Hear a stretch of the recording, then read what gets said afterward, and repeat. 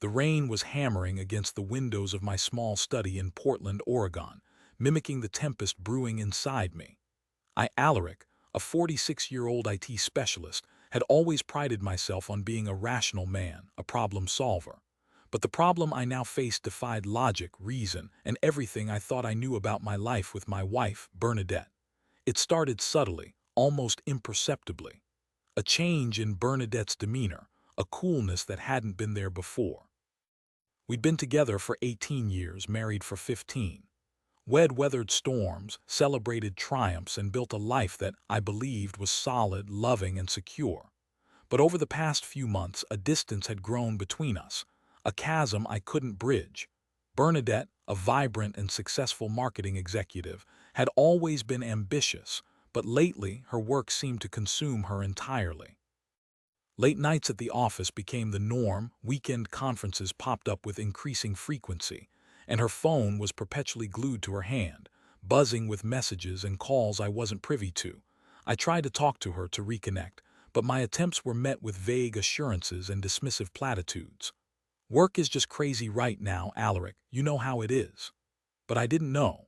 I worked hard, yes, but I always made time for her. It felt like she was deliberately pushing me away. The first real red flag came in the form of a credit card statement. A charge for a lavish dinner at the Gilded Lily, a restaurant known for its romantic ambience and exorbitant prices. Bernadette claimed she'd had dinner there with a client, but when I casually mentioned the restaurant to her colleague Elwin, he looked at me blankly. The Gilded Lily. No, we went to that new Italian place downtown. My gut clenched. I tried to dismiss it, to find a rational explanation, but the seed of doubt had been planted, and it began to grow, feeding on my insecurities and fears. I started paying closer attention, scrutinizing her every move, analyzing her every word. I felt like a detective in a bad movie, but I couldn't shake the feeling that something was terribly wrong. One evening, while Bernadette was supposedly at a networking event, I found myself unable to sleep. The unease gnawing at me was too strong to ignore.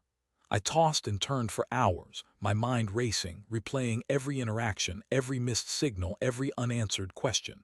Finally, around 2 a.m., I decided to get up and do some work. I went to my study, hoping to distract myself with lines of code and complex algorithms.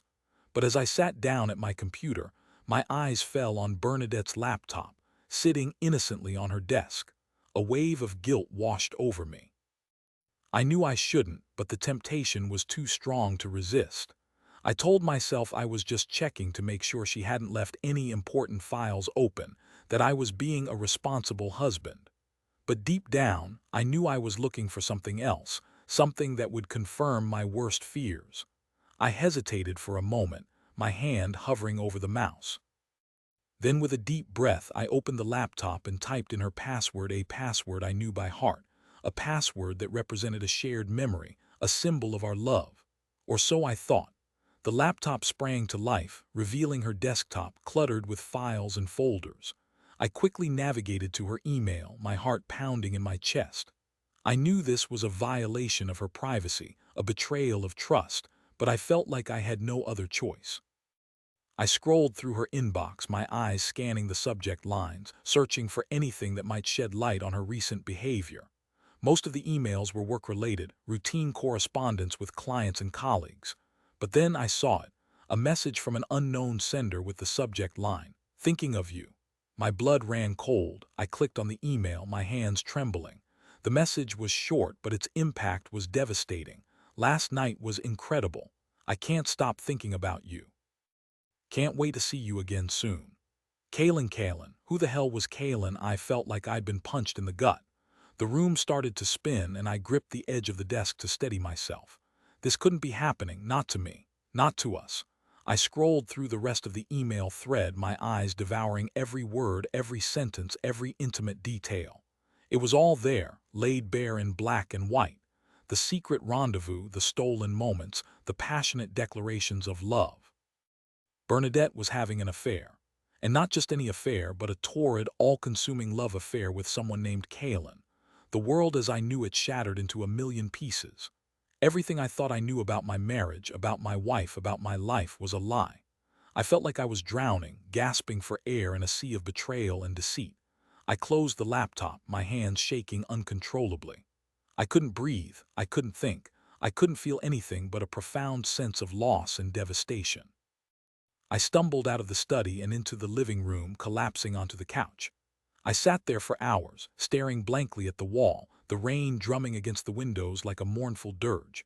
When Bernadette finally came home around 11 a.m., she found me sitting on the couch, still in the same clothes I'd been wearing the night before, my face pale and drawn. "Alaric, what's wrong?" she asked, her voice laced with concern.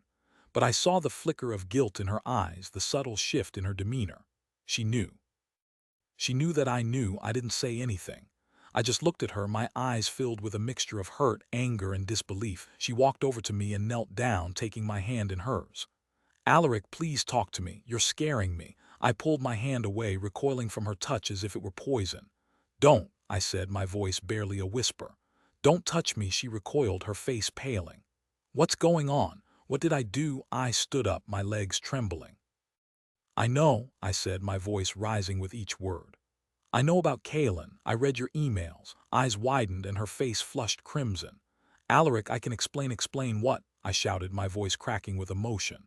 "Explain how you could betray me like this. Explain how you could lie to me, deceive me, and stab me in the back." "It's not what you think," she stammered, her voice barely audible. "Oh, really? Then tell me, Bernadette, what is it? Is it just a harmless friendship, a little flirtation? Or is it a full-blown love affair that's been going on for months behind my back?" She burst into tears, burying her face in her hands. "I'm so sorry, Alaric. I never meant to hurt you, but you did," I said, my voice cold and hard. "You hurt me more than you can ever imagine." "Don't know what to say," she sobbed. "I made a mistake, a terrible mistake." "Mistake?" I repeated, my voice dripping with sarcasm. "This wasn't a mistake, Bernadette. This was a deliberate choice. You chose to betray me, to lie to me, to disrespect me and our marriage." She looked up at me, her eyes filled with tears. "I still love you, Alaric. I swear I do." "Don't," I said, raising my hand to silence her. "Don't say that. Don't insult my intelligence. If you loved me, you wouldn't have done this." I turned and walked away, leaving her standing there, sobbing in the middle of the living room. I went back to my study and closed the door, shutting her out of my life, perhaps forever. The next few weeks were a blur. I moved into a hotel, hired a lawyer, and started the process of filing for divorce. Bernadette tried to contact me, to apologize, to beg for forgiveness, but I refused to speak to her. I couldn't bear to hear her voice, to see her face, to be reminded of her betrayal. My friends and family were supportive, offering words of comfort and encouragement. But nothing could fill the void in my heart, the emptiness that Bernadette had left behind. I spent my days working, trying to distract myself from the pain. But at night, when I was alone in my hotel room, the tears would come, washing over me in waves of grief and despair. I couldn't understand why she had done it. What had I done to deserve this? Was I not good enough? Was I not loving enough? Was I not man enough? I replayed our entire relationship in my mind, searching for clues, for signs that I had missed. But I couldn't find anything. No indication that she was unhappy, no hint that she was seeking something else. As the divorce proceedings dragged on, I learned more about Kaylin. He was a younger man, a charming and charismatic artist who had swept Bernadette off her feet. He was everything I wasn't: adventurous, spontaneous, and carefree. I hated him. I hated him for stealing my wife, for destroying my marriage, for making me feel like I wasn't enough. I wanted to confront him, to yell at him, to punch him in the face, but I knew that wouldn't solve anything. It wouldn't bring Bernadette back, and it wouldn't erase the pain. Instead, I focused on moving forward, on rebuilding my life, on finding a way to heal from this devastating betrayal. The divorce was finalized a few months later. Bernadette got the house, the car, and a significant portion of my savings. I walked away with nothing but my clothes, my computer, and my broken heart. I moved into a small apartment in a different part of town, a place where I could start over, where I could forget about Bernadette and Kaylin and the life that I had lost. But forgetting wasn't easy.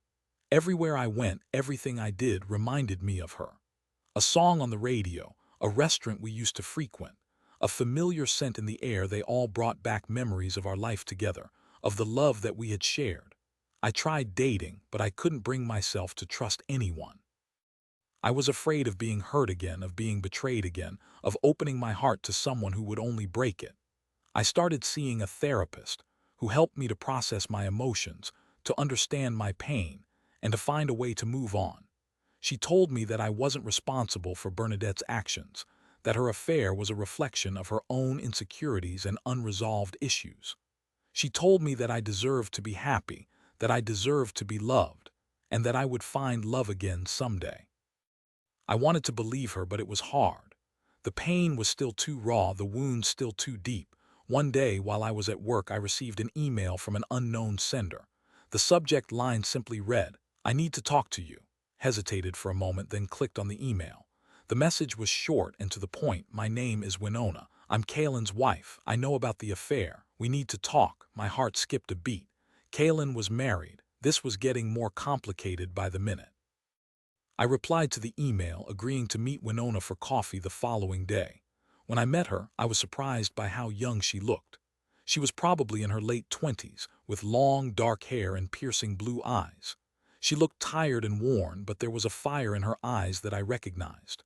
We sat down at a table in a quiet corner of the coffee shop, and Winona began to tell me her story.